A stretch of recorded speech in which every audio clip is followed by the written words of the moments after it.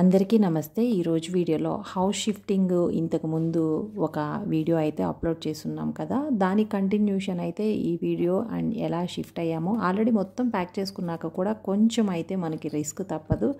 అది వన్ డేలో మొత్తం ప్యాకింగ్ అంతా కొత్త ఇంటికి వచ్చాక కూడా సర్దుకోవడం ఎలా చేశానో అయితే ఈ వీడియోలో చూద్దాము. అండ్ ఇంతకుముందు వీడియోకి కామెంట్స్ పెట్టారు, శారీలో క్లోత్స్ అన్నీ పెట్టేసి కట్టేయచ్చు కదా అని. అది కూడా ఇందులో ఒక క్లిప్ ఉంది. ఎంత మనం ప్యాక్ చేసినా లాస్ట్కి కొన్ని మిగిలిపోతాయి కదా, అవన్నీ వాళ్ళు బ్లాంకెట్లో వేసి ఎన్ని బట్టలు ఉన్నా కూడా మొత్తానికి ఒక బ్లాంకెట్లో వేసేసి ఎక్కువగా టై చేస్తారు. నాకు అద్దె ఇళ్ళు మారడంలో చాలా ఎక్కువగా ఉపయోగపడిందంటే ఈ స్టోరేజ్ బెడ్. ఇప్పుడున్న ఎలక్ట్రానిక్స్కి కానీ పిల్లల చదువులకు కానీ వైర్లు వాళ్ళవి ఈ స్టేషనరీస్ ఇంకా ఎక్స్ట్రా చాలా ఉంటాయి, ఎప్పుడో అవసరం అవుతాయి. అలాంటివన్నీ కూడా చాలా వరకు ఈ బెడ్లో పెట్టేసి అవి వాళ్ళు వచ్చాక తీయడం లేట్ పట్టిద్దని వాటన్నిటిని కూడా నేను ముందుగానే ప్యాక్ చేశాను. అండ్ షిఫ్ట్ అయిన తర్వాత వెంటనే ప్యాక్ చేసుకొని మనం అన్ప్యాకింగ్ చేసుకొని సర్దుకోవడానికి షీట్స్ ఇంకా ప్రింటరు, మానిటర్, ల్యాప్టాప్స్ ఇవన్నీ కూడా ఇంకా ఈరోజు ప్రిపేర్ అవుతాము అనగా ఆ ముందు రోజు నైట్కి మొత్తం టీవీతో సహా మొత్తం ప్యాక్ చేసి, అండ్ ఒకరోజు ముందుగానే డిష్ వాషర్ని కూడా టెక్నీషియన్ని పిలిచి వాళ్ళతోనే ప్యాక్ చేయించి, ఇంకా నేను కుండీలు యూజ్ చేస్తాను కదా, అదంతా కొంచెం మరకలు పేరుకొని ఉంటాయి, దానిలోకి ఒక గ్లాస్ యాసిడ్కి ఒక గ్లాస్ వాటర్ వేసేసి ఆ మరకలు మొత్తం అలా వదిలేసి వెళ్ళామంటే ఇంటి ఓనర్లతోటి గొడవ కూడా అయ్యిద్ది. సో మొత్తం తీసేసి చాలా వరకు కుండీలు ఖాళీ పెట్టేశాను. అండ్ పొంగల్కి ఊరు వెళ్ళినప్పుడు ఆ టైంకి అవన్నీ కూడా మట్టిని ఒక రైస్ బ్యాగ్లో వేసేసి క్యారీ చేయడానికి కూడా ఈజీగా ఉండిద్ది కాబట్టి ఖాళీగా ఉన్న కుండీలు మొత్తం మట్టి క్లియర్ చేసేసి పెట్టి, ఇదంతా వన్ డే ముందు చేస్తే అసలు గ్యాప్ లేకుండా ఫుల్ డే సరిపోయిద్ది. ఆల్రెడీ 1 వీక్ నుండి ఈ దుమ్ములో ప్యాకింగు, కడగడము, సోప్స్, ఈ కెమికల్స్ పడక చేతులు మొత్తం కూడా పగిలిపోయి నల్లగా చేతుల మధ్యలో కూడా వచ్చేసినాయి. ఈ దుమ్ము మొత్తం క్లీన్ చేసి ఆ వన్ డే ముందైతే ఇవన్నీ ప్యాకింగ్ చేసేసుకొని ఇంకా కిచెన్లో సామాన్లు కూడా కొన్ని రైస్ బ్యాగ్స్లో వేసేసుకుంటూ ఇలా మొత్తం ప్యాకింగ్ చేసినా కూడా వాళ్ళు వచ్చాక నియర్లీ 2-3 అవర్స్ టైం పట్టింది. ఇక మొత్తం వదిలేస్తే ఎంత టైం పట్టిద్దో.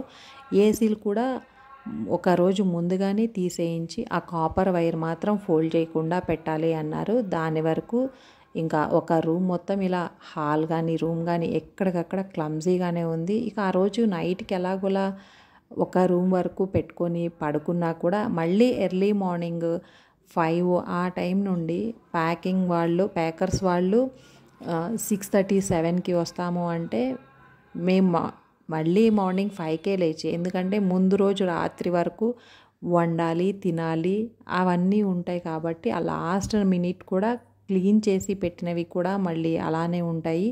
సో నేను ఆ క్లీన్ చేసుకోవడానికి కుంకుడుకాయ రసంని కాచి రసం వరకు తీసి దాంతో క్లీన్ చేసుకున్నాను. ఇలా ఒక 3-4 డేస్ పాత్రలు మొత్తం కూడా ఈ రసంతో క్లీన్ చేసిన తర్వాత కానీ కాస్త ఆ చేతులు పగలడము అవి తగ్గలేదు, లేదంటే ఇంకా చాలా బ్లాక్గా పగిలిపోయి మంటలు కూడా స్టార్ట్ అయిపోయినాయి. కుంకుడు రసంతో పాత్రలు తోమడం మాత్రం చాలా యూస్ఫుల్గా ఉంది. జనరల్గా ఆ సోపు పడక చేతులు పగిలి రఫ్గా అయిపోవడం కంటే ఇది బెటర్, న్యాచురల్గా ఉంది. ఇక ఉదయానికి కూడా వీళ్ళ టాయ్స్ అని ఇంకా టీవీ కూడా ప్యాకింగ్ చేసేసి మొత్తం అసలు ఖాళీ లేకుండా మొత్తం అయితే ప్యాక్ చేసి ఉంటే వాళ్ళు వచ్చి జస్ట్ మళ్ళీ వీటిని అటు ఇటుగా వాళ్ళ బాక్సుల్లో కానీ లేదంటే మళ్ళీ మనం వేసిన బాక్స్కి టేపులు వేసిన వాటికి మళ్ళీ వాళ్ళు టేపులు వేసుకోవడం ఇలా చేయడానికి, ఇంకా ఎక్కడైనా కొన్ని బట్టలు అలాంటివి మిగిలినవి తీయకుండా ఉన్నవి వాళ్ళు ప్యాక్ చేసుకోవడానికి నియర్లీ 3 అవర్స్ పట్టింది. ఈ రోజుల్లో ఫోన్ గ్యాప్ దొరికితే ఫోన్ రావడం ఒక 4-5 మెంబర్స్ వచ్చారు కానీ ఎవరో ఒకళ్ళు ఇద్దరు చేస్తుంటే మిగిలిన వాళ్ళు పక్కన కూర్చొని ఫోన్ చూసుకోవడం అండ్ అంతా ప్యాకింగ్ అయిపోయిన తర్వాత కిందకి పంపిస్తుంటే అప్పుడు మెల్లగా ఒకళ్ళు వెళ్ళడం అలా చేసి టైం మొత్తం వేస్ట్.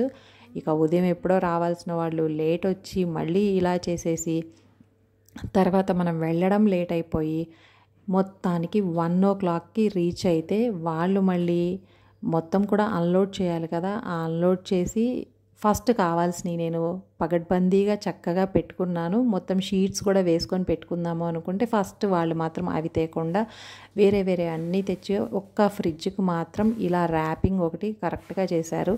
ఇక ప్రతిసారి ఇలా ఇల్లులు మారడం, స్టెప్స్ దిగేటప్పుడు ఆ కాటు కొట్టుకొని పెయింట్లు పోవడం ఇలా అయితే జరుగుతూనే ఉన్నాయి.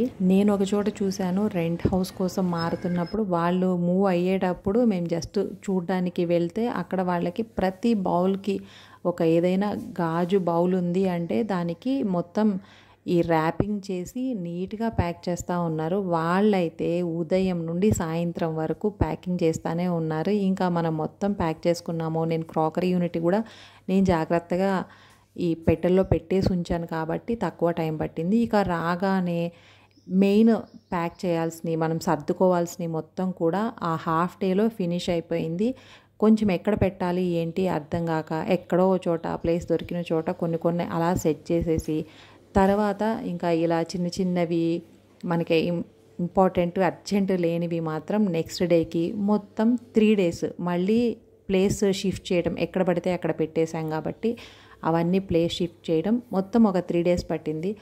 ఒక ఫస్ట్ హాఫ్ డేలో అయితే మొత్తం సర్దేసి కొంచెం క్లమ్జీగా ఇలా ఉంది. నెక్స్ట్ డేకి మొత్తం ఎక్కడికక్కడ వెళ్ళిపోయినాయి. ఇంకా ఆ తర్వాత థర్డ్ డేకి మాత్రం నీట్గా ఆర్గనైజ్ చేసుకోవడం అయింది. అన్నీ ప్యాక్ చేసుకొని లాస్ట్లో కొన్ని వదిలేయటం కూడా పెద్ద హెడేక్ అనిపించింది. కుక్కర్ విజిల్స్ ఇలాంటివి వాళ్ళు ఎక్కడో పడేస్తే నాకు అవి వెతుక్కోవడానికి 1 week టైం పట్టింది. ఇక మొత్తం ప్యాకింగ్ వాళ్ళకే వదిలేస్తే మనం సర్దుకోవడం ఎన్ని రోజులు పట్టిద్దో అసలు ఎక్స్పెక్ట్ చేయలేము. ఇంతకుముందు నాకైతే 1 week పట్టేది. మీకు ఈ వీడియో నచ్చితే తప్పకుండా లైక్ చేయండి, షేర్ చేయండి. Thanks for watching.